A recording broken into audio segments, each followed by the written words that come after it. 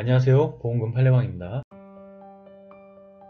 알코올 의존 증후군, 수면장애, 불안장애 병력자가 야산에서 약물 과다 복용으로 인한 저체온사 가능성, 유서는 없고 건강검진을 예약해 두었다면 자살사망보험금은 부책인지 여부에 대하여 대구지법 2022나 3064735 토대로 명확히 살펴보도록 하겠습니다. 기초사실, 망인은 2019년 2월 18일 19시경 자녀들 및 누나와 전화통화를 한 후로 연락이 두절되었고, 다음날이 2019년 2월 19일 09시 20분경 대구 달성군 현풍읍 부리에 있는 야산에서 망인의 가족들의 신고로 그곳을 수색 중이던 경찰관들에 의하여 사망한 상태로 발견되었습니다.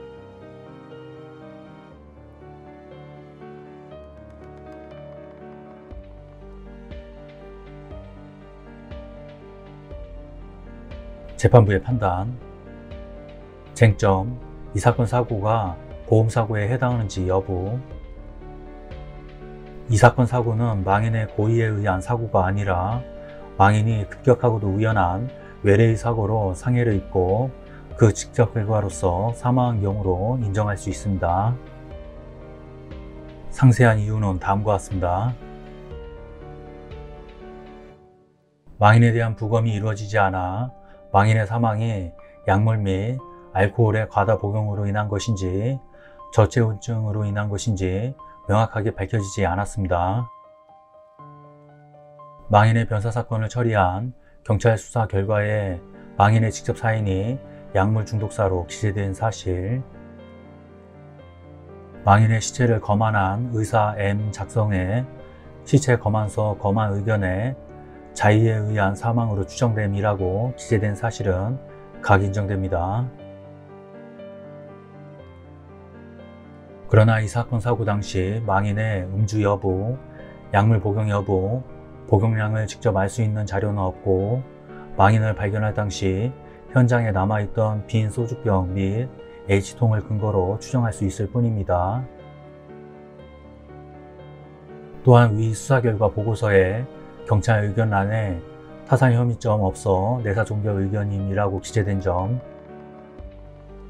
위 시체 검안서는 의사의 유관 관찰 및 위 경찰 수사 결과 등에 근거하여 작성된 것인 점, 시체 검안서에 의하더라도 직접 사인인 약물 중독사는 추정에 불과한 것으로 기재된 점 등에 비추어 보면 위 경찰 수사 결과 및 시체 검안서는 망인이 타살당하지 않았다는 점 이외에 망인이 자살하였는지 비의도적 사고로 사망하였는지 여부를 직접 증명할 자료라고 볼 수는 없습니다.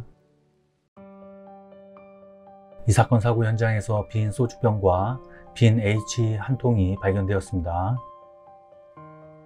망인은 이 사건 사고 약 일주일 전 H 한 통을 처방받았습니다. 망인의 가족들은 이 사건 사고 이래 망인으로부터 전화를 받았는데 당시 망인은 술에 취해 있었다고 진술하였습니다. 망인이 H 0.5mg 한 통을 한 번에 다 먹었다 하더라도 15mg으로는 일반적으로 치사량에 이르지 않고, 이는 알코올과의 병용 투여로 인한 상승작용을 고려하더라도 마찬가지입니다.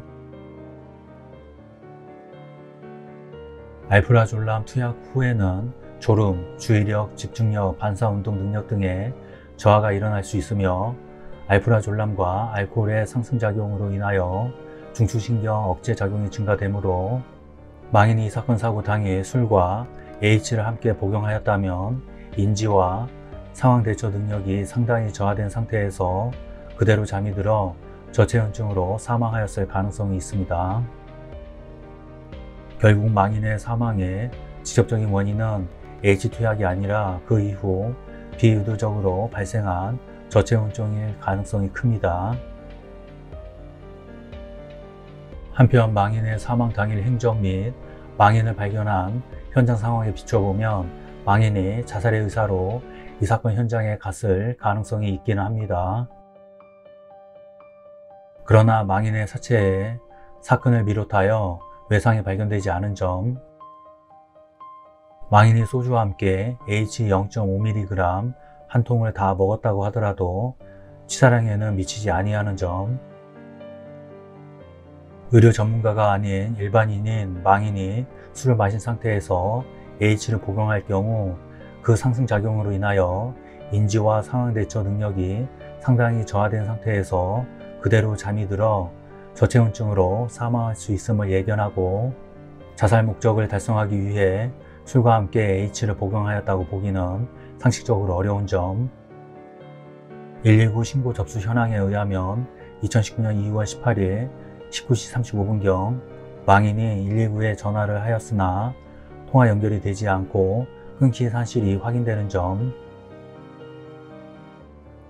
망인이 발견된 시각은 2019년 2월 19일 09시 20분경으로 망인의 위 119 발신 시점과 비교하여 약 13시간 이상의 차이가 있는 점 등에 비추어 보면 망인이 술에 취한 상태에서 H를 복용할 경우 저체온증으로 사망에 이를 수 있다는 가능성을 인식하고도 그 결과를 스스로 용인하였다고 인정하기는 어렵습니다. 오히려 망인이 자살 의사를 철회하거나 자살 시도를 중단하고 119의 구조를 요청하고자 하였음에도 저체온증으로 사망에 이르렀을 가능성이 큽니다. 쟁점, 원고들의 면책 예외 사유 주장에 관한 판단, 즉 망인의 사망 당시 심신상실 등으로 자유로운 의사결정을 할 수 없는 상태였는지 여부, 설령 망인이 자살한 것이라고 하더라도 망인은 사망 당시 우울증의 심화로 정상적인 인식 능력이나 행위 선택 능력, 정신적 억제력이 현저히 저하된 상태에서 자살에 이르게 된 것이라고 봄이 타당합니다. 따라서 이 사건 사고는 망인이 심신상실 등으로 자유로운 의사결정을 할 수 없는 상태에서 자신을 해친 경우로 이 사건 보험계약의 약관상 보험자인 피고가 면책되는 사고에 해당하지 않습니다. 상세한 이유는 다음과 같습니다. 망인은 2014년경부터 알코올 중독 증상을 보여 알코올 의존 증후군, 수면장애, 불안장애, 불면증 등으로 진단 및 치료를 받아왔습니다. 증상이 심해져 휴직을 하고 입원 치료를 받기도 하였는데 마지막 휴직 기간은 2017년 9월 21일에서 9월 26일입니다. 망인은 사망 며칠 전인 2019년 2월 7일, 2019년 2월 8일, 2019년 2월 12일 L내과의원에서 상세불명의 불안장애로 진료를 받았는데 위와 같은 치료 경과, 시기 및 간격 등에 비추어 망인은 입원을 포함하여 적절한 치료를 받아 자신의 질병을 극복하고자 노력하였음에도 사망 직전 우울증 또는 불안 증세가 심화되었음을 알 수 있을 뿐, 달리 망인이 우울장애의 영향을 받지 않은 상태에서 적절한 분별력에 따라 자살을 계획하였다고 볼 만한 요소는 찾기 어렵습니다. 망인은 사망 당일 아침 원고 A와 함께 평상시처럼 직장에 출근하였다가 갑자기 조퇴를 하고 귀가하여 집에서 술을 마시다가 외출한 후 사망에 이르렀습니다.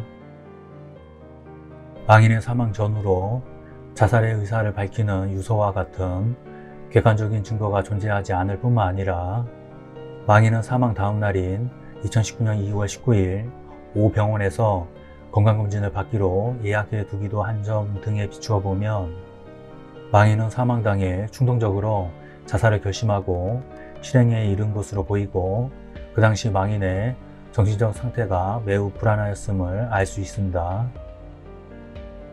결론적으로 보험회사는 보험 수익자에게 상해사망보험금을 지급할 의무가 있습니다.